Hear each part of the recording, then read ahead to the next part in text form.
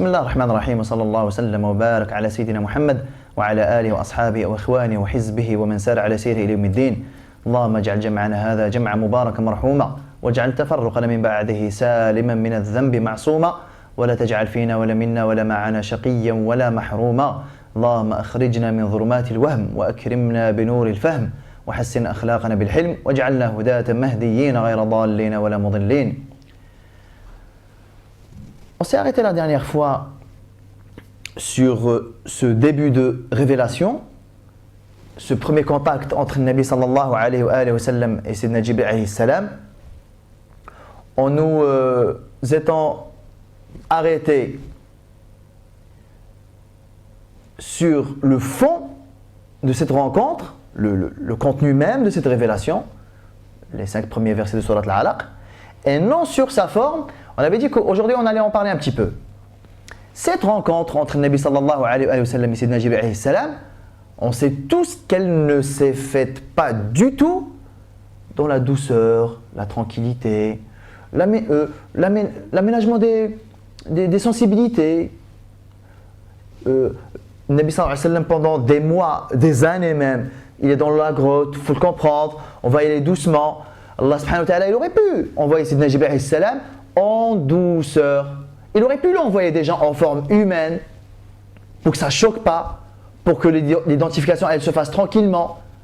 Tu sais, rassure-toi, je ne te veux pas du mal, moi je suis Jibril, c'est Allah qui m'a envoyé, sache que tu as été élu. Les choses auraient pu se passer comme ça.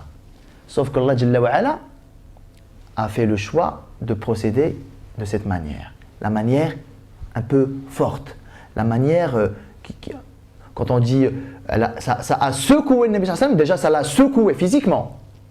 Sayyidina Jibril alayhi salam, il l'a pris physiquement, il l'a serré contre lui, il l'a relâché à 3 reprises. Donc physiquement, il y a un impact déjà. Et puis il y a un impact sur l'esprit. Moi, ça fait 3 ans que je suis dans cette grotte-là. À part ma femme Khadija qui venait de temps en temps, il n'y a personne qui m'a dérangé dans ma retraite. C'est qui? Qu'est-ce qu'il me veut? D'où il sort? Comment il s'appelle? Pourquoi moi? Donc on voit que l'impact psychologique a été voulu, c'était volontaire de la part d'Allah subhanahu wa ta'ala. On l'a dit quand on a parlé de l'ouverture de la poitrine, que les choses qui nous ont marqués émotionnellement, ce sont les choses que nous allons le mieux retenir et ce sont les choses dont on va le mieux se souvenir.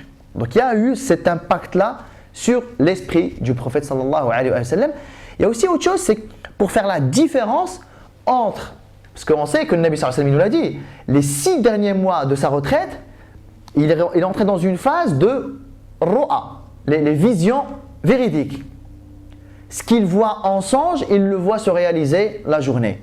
Donc là, ça marque une séparation. Tu sais, ce qui va t'arriver maintenant, ce qui va suivre dans ta vie, n'a rien à voir avec songe-vision. C'est autre chose. C'est un nouveau phénomène qui démarre. Ça s'appelle l'wahi. Ça n'a rien à voir avec ce à quoi tu t'es habitué ces 6 derniers mois. Imaginez si Sayyidina Jibril alayhi salam était venu dans des conditions un peu rassurantes, un peu apaisantes, un peu tranquilles. On ne sait pas. Peut-être c'est des visions, peut-être j'ai vu, peut-être. Là c'est réel, regardez. Même le contact physique. C'est comme si vous lui dire, tu ne rêves pas, tu n'es pas en songe. C'est bien réel, c'est de la vérité. Mohammed, écoute-moi, c'est de la vérité. Et le fait qu'il n'a pas décliné son identité, ça laisse comme une composante d'inconnu et de suspense. C'est qui? Qui est-ce? Qu'est-ce qu'il me veut? D'où il sort? Comment il s'appelle? Donc ça a marqué l'esprit du prophète sallallahu alayhi wa sallam.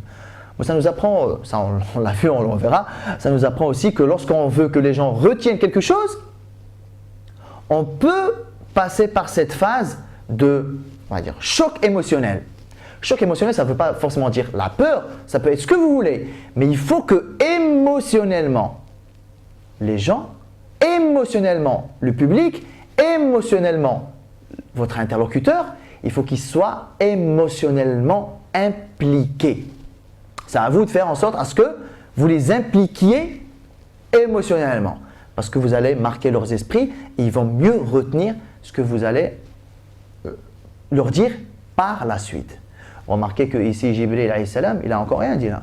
Parce que c'est vrai, si Sayyidina Jibril il était venu, il a choqué, émotionné le Nabi sallallahu alayhi wa sallam, et en même temps, pendant ce choc-là, ils lui disent, tu sais, tu es Mohammed, tu as été élu, moi je suis Jibril, il n'allait rien retenir le Nabi sallallahu alayhi wa sallam ici.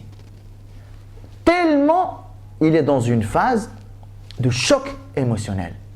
Mais ce choc émotionnel, s'il n'a pas été utile là, maintenant, tout de suite dans la grotte, il va s'avérer utile par la suite. Parce que ça va marquer l'esprit du prophète sallallahu alayhi wa sallam et marquer la séparation entre la phase d'avant et la phase d'après. C'est comme si c'était une rupture claire entre la phase pré et post-prophétique. Là, on démarre sur autre chose. Le Nabi sallallahu alayhi wa sallam, il descend de la grotte. Il descend, choqué, il a peur carrément, il a froid, il tremble. Là, il pense à quoi là pour l'instant? Il pense à une chose prioritaire, se réchauffer. Et il pense à aller se réchauffer et aller chercher réconfort chez qui? Alors c'est vrai, quand on lit Sira, on se dit, c'est un peu normal que le Nabi sallallahu alayhi wa sallam aille se réfugier chez Khadija radhiyallahu anha. Mais c'est normal pour quelle raison? Parce que c'est une personne en qui il a confiance, il peut se confier à elle, il peut tout lui raconter, elle peut l'aider, elle ne va pas le juger. Vous savez que tout ça, il y avait deux autres personnes qui remplissaient, on va dire ce cahier des charges là. Il y avait deux personnes de confiance à qui il pouvait tout raconter, sur qui il pouvait compter, etc. etc. Abu Bakr, radiyallahu ta'ala anhu ardah, et son oncle Abu Talib. Vous savez que le Nabi sallallahu alayhi wa sallam, pendant la période de l'Jahiliya, il y avait trois personnes qui avaient beaucoup d'importance pour lui. Trois personnes en qui il avait entièrement confiance. Trois personnes sur qui il pouvait compter. Pourtant, sur ces trois personnes-là, regardez, il y a deux hommes et une femme. Pourtant, sur ces trois personnes-là, il a écarté les deux hommes. Et il a fait le choix d'aller se confier à sa femme. Tout simplement, bien sûr, c'est sa partenaire de la vie, mais Khadija radhiyallahu anha, elle est différente de Abu Bakr, elle est différente de Abu Talib, elle se distingue de ces deux personnes-là par une chose importante. C'est que Khadija radhiyallahu anha, elle est membre du projet. C'est un, on va dire, collaborateur dans ce projet-là. Depuis le début de la retraite, elle n'a pas été larguée comme on l'avait vu la dernière fois. Elle faisait partie du projet. Donc le Nabi sallallahu alayhi wa sallam ne s'est pas confié à Khadija radhiyallahu anha juste parce que c'est sa femme. Il s'est confié à Khadija radhiyallahu anha parce que c'est elle qui est au courant du projet. Elle m'a déjà rejoint là-bas. Elle sait ce que j'y faisais. Elle a suivi l'évolution pendant ces 3 dernières années. C'est à elle que je dois me confier. On voit que le Nabi sallallahu alayhi wa sallam ici, il a été d'une grande classe. Des fois, nous les frères, des fois vous avez des maris, ils ont des problèmes comme ça. Mais par masculinité, par virilité, ah non, moi c'est bon, je m'en sors tout seul. Regardez, subhanallah. Ici, le Nabi sallallahu alayhi wa sallam nous a donné une leçon magnifique. Moi je le vois concrètement ça, wallah, je le vois concrètement. Vous savez, les hommes, on a ça. Et il faut vraiment lutter contre ce, on va dire, ce penchant-là. L'homme a tendance à croire que ses problèmes, il doit les régler seul. Et que si je vais me confier à autrui, c'est une marque de faiblesse. Oh, combien de frères nous avons vus rentrer dans le mur, juste parce que lorsque leurs problèmes ils étaient tout petits, ils ont refusé d'en parler parce qu'ils ont estimé être capables de s'en sortir seuls. Oh, combien de couples qui vont droit au divorce. Le mari refuse même de venir nous voir, refuse même de décrocher au téléphone, refuse même de venir en parler. Ici, le Nabi sallallahu alayhi wa sallam, qu'est-ce qu'il nous montre? J'ai un sacré problème là. J'étais dans la grotte, j'étais perturbé, j'ai eu peur. Et encore, l'homme, bien sûr, il a tendance à ne pas vouloir parler de ses problèmes. Et lorsqu'il décide d'en parler, il fait le choix d'en parler à qui? Concrètement, il fait le choix d'en parler à ses amis. Maintenant, je suis coincé, je suis obligé d'en parler à quelqu'un? Attends, je vais quand même pas aller raconter ça à ma femme. Je vais aller voir mon ami, mon pote. Le Nabi sallallahu alayhi wa sallam ici, il a un ami et il a un oncle avec qui il a partagé beaucoup de choses. S'il voulait mettre à l'écart sa femme, oh mskina, j'ai pas envie de lui rajouter mes problèmes aux siens. C'est un peu comme ça que raisonnent certains frères. Tu sais quoi, mes problèmes, franchement, elle n'a pas que ça à faire, je vois pas l'intérêt de lui en parler. Je vois pas l'intérêt de lui rajouter davantage de problèmes. Je préfère en parler avec un ami. Ici, le Nabi sallallahu alayhi wa sallam nous dit non. Si vos épouses sont vos partenaires dans la vie, c'est aussi vos partenaires dans ça. Donc, s'il faut que quelqu'un soit tenu au courant de ce qui vous chagrine, de ce qui vous attriste, de ce qui vous touche, encore heureux que ce soit votre épouse, subhanallah. C'est elle qui partage votre bateau et c'est elle qui partage votre navire et votre embarcation. Et il faut arrêter cette conception selon laquelle, moi l'homme, je m'en sortirai sans elle. Et de toute façon, si je montre que j'ai des problèmes, c'est une faiblesse. Pas du tout. Ça nous en dit vraiment long sur comment certains frères conçoivent la relation conjugale. Alors si moi je conçois la relation conjugale, si je conçois que la relation qui me lie à ma femme, c'est une relation presque entrepreneuriale, nous sommes partenaires d'un projet commun. Écoute, les soucis qui me touchent, ils touchent l'entreprise en quelque sorte. Je suis obligé d'en parler à mon partenaire. Mais si je conçois la relation conjugale comme une relation d'intérêt, je suis là pour des intérêts, elle est ici pour des intérêts personnels de part et d'autre, ouais, je n'ai pas envie de lui rajouter. J'ai rajouté mes problèmes aux siens. Donc là, le Nabi sallallahu alayhi wa sallam, il nous apprend ça. S'il faut déjà parler de vos problèmes à quelqu'un, parlez-en à vos épouses. Ce sont vos partenaires, ya ibadallah. Khadija, radallahu anha, ici, qu'est-ce qu'elle nous apprend aussi? Elle nous apprend, enfin, le Nabi sallallahu alayhi wa sallam, en s'étant confié à Khadija, est en train de nous dire, implicitement, moins vous larguerez vos épouses dans vos projets, et plus facile vous pourrez les impliquer par la suite. Bon, c'est vrai que, écoute, moi je disparais dans la grotte, tu es au courant de rien, j'arrive le jour-là, c'est vrai que ça ne fait pas le même effet. Surtout qu'on voit la réaction de Khadija radallahu anha. Nabi sallallahu alayhi wa sallam, il descend. Ici, il a un besoin primaire. J'ai froid, il a dit alayhi salam. Zammilouni, zammilouni. Couvrez-moi, couvrez-moi. La réaction de Khadija radallahu anha, c'est quoi? Couvrez-moi, couvrez-moi. On te couvre. Elle n'a pas du tout réagi en panique. Qu'est-ce qui t'arrive? Attends, par là, fais voir, Mel, qu'est-ce qui t'est arrivé? Raconte-moi. Non, non, couvrez-moi. On te couvre. Yelloula. Première chose à faire, qu'est-ce qu'elle nous apprend ici, radallahu ta'ala anha? Elle nous apprend que lorsqu'une personne est en détresse, elle vient à vous en détresse, en réclamant un certain nombre de choses. Là, Nabi sallallahu alayhi wa sallam, il a réclamé une couverture, parce qu'il a froid. Il veut se réchauffer, alayhi salam. Lorsqu'une personne, elle vient à vous en détresse, en manifestant même verbalement un certain besoin, j'ai soif, couvrez-moi, ce que vous voulez. Même si vous voyez qu'elle est en détresse grave, prenez le temps d'aller dans le sens de la personne. N'interférez pas, ne contredites pas ce qu'elle vient de manifester. Elle est émotionnellement perturbée par de la peur, là en l'occurrence, il faut qu'on aille dans ce sens-là. Mais ça peut être autre chose, hein. C'est pas forcément la peur, ça peut être de la tristesse, ça peut être n'importe quelle émotion. À partir du moment où la personne elle est émotionnellement pas stable, elle n'est pas à un niveau d'émotion équilibré, allez dans son sens. Je ne sais pas si ça vous arrive à vous. Nous, subhanallah, des fois, la personne quand elle vient en détresse, déjà, on cherche toujours des solutions. Qu'est-ce qui t'arrive? Qu'est-ce qui t'arrive? Fais voir.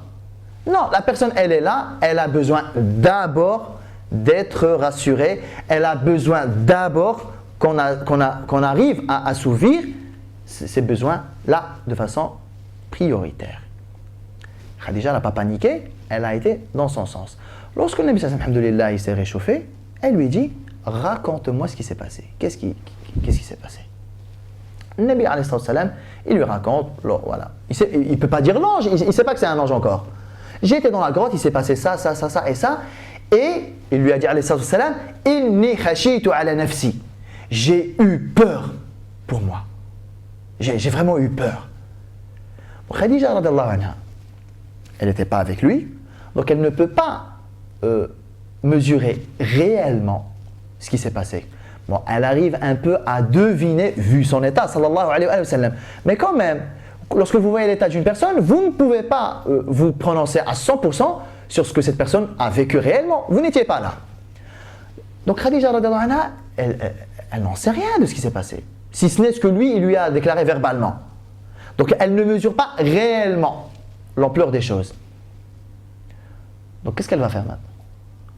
Quand il lui dit « j'ai eu peur pour moi », elle va lui dire « non, t'inquiète, tu te montres des films? Ouais, t'exagères. » Elle peut lui dire ça? Elle ne peut pas lui dire ça. Tout simplement parce que elle n'y était pas.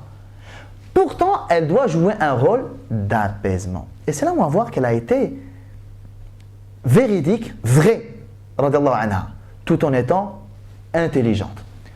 Elle regarde Nabi sallallahu alayhi wa sallam quand il lui a dit « j'ai eu peur pour ma propre personne », elle lui dit « Kalla wallahi la yukhzika Allahu abada » Non, par Allah, il ne peut pas te décevoir. Dans une version, il ne peut pas t'attrister. La yukhzika Allahu abada. Dans une version, la yuhzinuka Allahu abada. Dans une autre version. Regardez ici Khadija, qu'est-ce qu'elle vient de faire? Elle vient de jurer que quoi? Kalla wallahi la yukhzika Allahu abada. Mais regardez l'intelligence, subhanallah.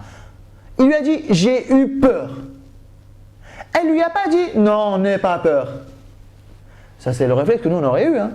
Quelqu'un qui vient vous voir, oh, tu sais quoi, j'ai trop peur. Mais non, c'est rien, il ne faut pas avoir peur. C'est vrai ou pas? Des fois, une personne, elle vient vous voir, elle tremble de peur, elle tremble de peur, et vous, tout ce que vous trouvez à lui dire, mais non, tu te montres des films, ça ne sert à rien, il ne faut pas avoir peur, tu verras. Khadija, elle ne peut pas dire ça, pourquoi? Elle n'a pas vécu ce qu'il a vécu, qu'est-ce qu'elle en sait? Peut-être qu'à sa place, elle aurait encore plus peur que lui, qu'est-ce qu'elle en sait? Donc regardez son intelligence, radhiyallahu anha. J'ai eu peur pour ma propre personne, regardez. Elle a, on va dire, décentré la discussion sur autre chose. C'est comme si elle voulait lui dire, je ne remets pas du tout en cause la peur que tu ressens et que tu éprouves. Je la conçois parfaitement. Je peux la comprendre parfaitement. D'après ce que tu me décris, je comprends parfaitement que tu puisses avoir peur. Mais en fait, elle n'est pas partie dans le registre là. Elle est partie sur autre chose. Elle ne lui a pas dit « Kalla wallahi la yukhawwifuka Allahu abada ». Soyez vigilants. Elle ne lui a pas dit « Non, pas Allah. Allah Ta'ala ne peut pas te faire peur ». S'il est peur, tu as peur là. Je ne peux pas dire « Il ne peut pas te faire peur » vu que tu as peur. Je suis en train juste de te dire que la peur que tu ressens, que la peur que tu éprouves, la conséquence de cette peur ne peut pas être un mal. Je ne remets pas en cause la peur. Je ne la remets pas en cause. J'essaie de te projeter dans les conséquences de cette peur-là. Que tu aies peur, je le comprends. Mais maintenant, est-ce que cette peur est synonyme d'un mal? Ah non, là non. Qu'est-ce qu'elle lui dit? Allah Ta'ala ne peut pas t'attrister, ne peut pas te décevoir. Ben, peut-être qu'Allah Ta'ala a voulu te faire peur pour une raison que nous ignorons actuellement. Mais pour l'instant, ce que je peux affirmer, c'est que ça ne peut pas être un mal. La finalité de ça, ça ne peut pas être un mal. Et je vais te dire pourquoi. Et là, radiallahu ta'ala anha, elle a fait preuve d'une grande sagesse. Elle dit au prophète sallallahu alayhi wa sallam, par Allah, Allah ta'ala ne peut pas t'attrister, il ne peut pas te décevoir. Et voilà pourquoi. Tu es quelqu'un qui honore les liens de parenté. Tu es quelqu'un qui honore ses invités. Tu es quelqu'un qui aide les plus démunis. Et tu es quelqu'un qui intervient pour les victimes d'injustice. Tu vois, lorsque je te dis que la finalité de ça, ça ne peut pas être un mal, je ne le dis pas, ouais, juste pour te rassurer. Je te le dis parce que c'est la vérité. Elle a juré, vous vous rendez compte? Elle a juré, elle a dit Kalla wallahi. Elle a juré par Allah, ça ne peut pas être un mal. Et elle s'est basée sur 4 choses vraies, véridiques, pour étayer le fait qu'elle jure. 4 choses. Alors nous, des fois quand une personne en détresse, elle vient nous voir. Je sais pas, nous, des fois quand on va à l'hôpital et on va visiter des personnes, afanallah wa iyyakum, des personnes qui sont vraiment en stade très avancé de la maladie, stade final, cancer généralisé ou quoi, et qu'on sait que médicalement, là, il n'y a plus rien à faire, quand on va voir la personne là, concrètement là, qu'est-ce qu'on va dire à la personne? Tu verras dans 2 jours, tu vas te mettre debout, tu verras? On peut dire ça? On ne peut pas le dire parce qu'on n'en sait rien. Donc on va rassurer et apaiser la personne par quoi? Ben on voit que on est paumé, on est largué. Tu as envie d'apaiser la personne, mais tu n'as pas envie de mentir, tu as envie de la rassurer, mais concrètement, là, la situation elle se présente plutôt mal. Et du coup, on se retrouve à dire des choses juste pour meubler. Parce que il faut dire un truc, lorsque une personne elle vient, elle vous raconte un énorme problème qui vient de lui arriver, vous, au fin de vous-même, vous dites ah ouais là c'est catastrophique. Hein. Mais tu ne peux pas dire ça à la personne. Du coup, je viens inventer tout un tas de choses pour essayer de la rassurer, juste pour meubler.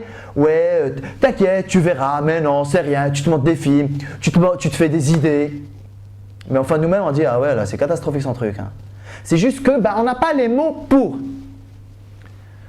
Quand on n'a pas les mots pour, vaut mieux ne rien dire. Khadija, qu'est-ce qu'elle nous a fait ici? Elle nous a fait la démonstration de quelque chose de magnifique. Ne remettez... Premièrement, déjà, qu'est-ce qu'on nous apprend? Répondez à la détresse, à l'appel. Répondez au SOS. Le SOS, il disait quoi? J'ai froid, couvrez-moi. On y répond. Qu'est-ce qu'elle nous apprend? Une fois que l'état émotionnel il arrive à un équilibre, intéressez-vous à la personne.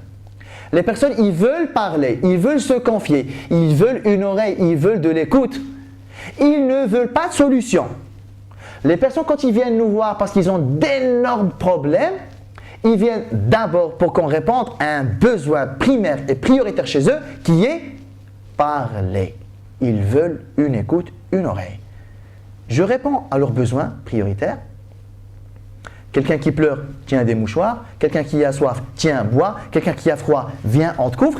On répond aux besoins primaires. Deuxièmement, on est là pour écouter. Dites ce que vous avez à dire. Extériorisez ce qui vient de vous arriver. Surtout que là, on est dans des situations presque traumatiques là. Exprimez, extériorisez, verbalisez. Mais n'intervenez pas vous. N'intervenez pas. Laissez la personne elle-même faire le récit et relater les faits tels que la personne les perçoit elle-même. Et, parce que nous, des fois, qu'est-ce qu'on constate?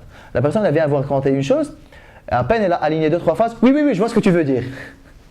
Du coup, ça y est, on a cassé la relation d'aide ici. Je vois ce que tu veux dire. Ben non, tu ne vois pas ce que je veux dire, tu n'étais pas avec moi. Et même si tu étais avec moi, tu n'es pas moi. Laissez la personne s'exprimer avec ses propres mots. Ça aussi, on a un problème des fois. Une personne, elle vient vous raconter des choses, et nous, on se sent obligé de finir leur phrase. La personne elle commence une phrase et nous, on leur donne des mots à finir.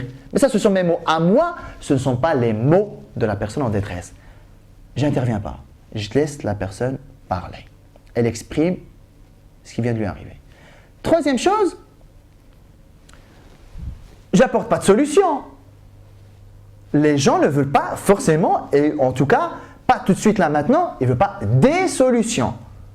Ils veulent de la compréhension. Ils veulent de l'apaisement, ils veulent de l'assurance et de la rassurance. Khadija, elle nous démontre ça ici. Lorsque le Nabi sallam, il a fini de lui relater les faits, en lui disant, alayhi salam, j'ai eu peur pour ma propre personne, ici Khadija, elle nous a fait la démonstration de quelque chose de magnifique. Apaiser la personne et rassurer la personne ne veut pas dire remettre en cause ce que la personne ressent. Elle n'a à aucun moment remis en cause sa peur. Ce que nous, peut-être, on aurait eu tendance à faire. Non, franchement, t'exagères. La peur, pourquoi? Non, faut pas avoir peur. Et une personne qui est en détresse, elle vient, elle vous raconte ses problèmes. Elle vient, elle vous raconte l'objet de sa détresse. Et vous permettez de remettre en cause son propre ressenti. Vous avez cassé la relation d'aide ici. Je viens de lui dire que j'ai peur. Lui, il me dit non, il ne faut pas avoir peur. Est-ce que vous comprenez ça? Il ne faut pas remettre en cause les sentiments des gens.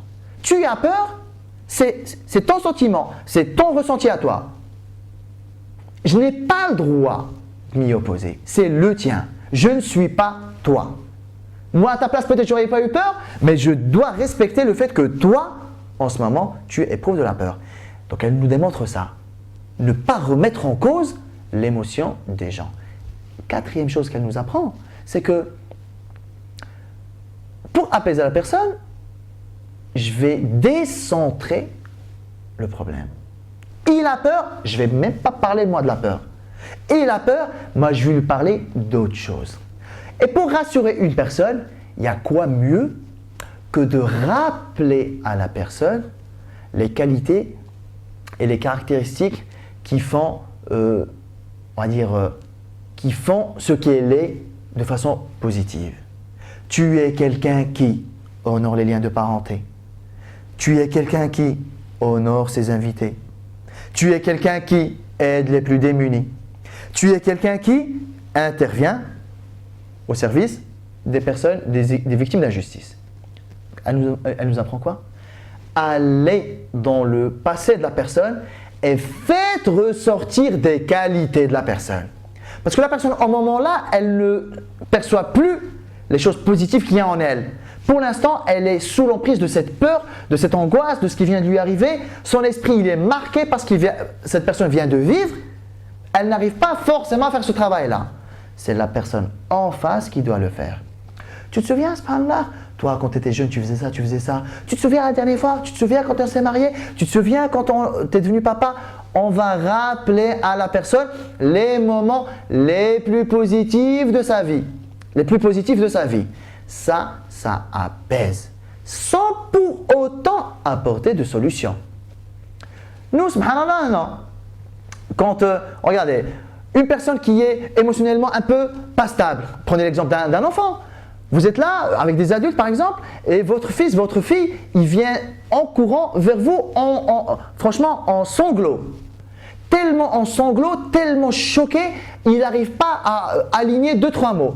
Vous voyez ce que je veux dire? Ça arrive, ça. Il n'arrive pas à parler.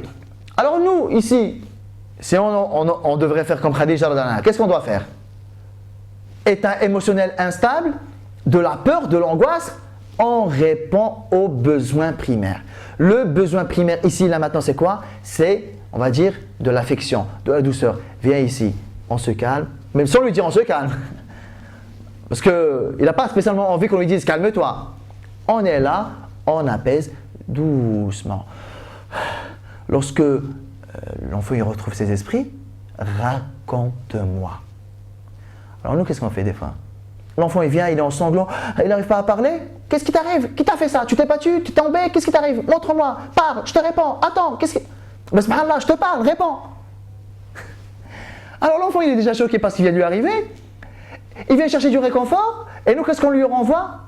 Un deuxième choc. Parle, je te réponds, subhanallah. T'as perdu ta langue ou quoi? Là, on a raté le truc. On lui a rajouté un choc. Alors l'enfant il dit, moi je suis venu chercher du réconfort. Je me retrouve avec un choc. Ben, tu sais quoi? Au revoir. Des fois, vous avez des exemples même dans le couple, dans la vie d'adulte. Je sais pas, moi, le mari, il rentre du travail, par exemple, situation classique, il rentre, il a certaines habitudes. On a tous certaines habitudes quand on rentre de dehors, quoi, quand on rentre chez soi. Le jour-là, le mari, il rentre, mais ses habitudes, c'est pas trop ça. Il est un peu distant, il est un peu pensif. Bref, il n'a pas eu ses habitudes avec son épouse. Salam alaikum, comme salam, ça va? Ouais, ramène-moi à boire, s'il te plaît. Non, mais attends, tu m'as pas l'air bien là. Ramène-moi à boire, s'il te plaît. Non, mais attends, t'as vu dans quel état tu es là? Attends, il s'est passé quelque chose dehors, au boulot, tout ça, raconte-moi. Si, il voulait juste boire dans un premier temps. Il n'est pas bien, il a mis une raison pour ne pas être bien. Pour l'instant, il a demandé un verre d'eau. On répond toujours aux besoins de la personne. Toujours.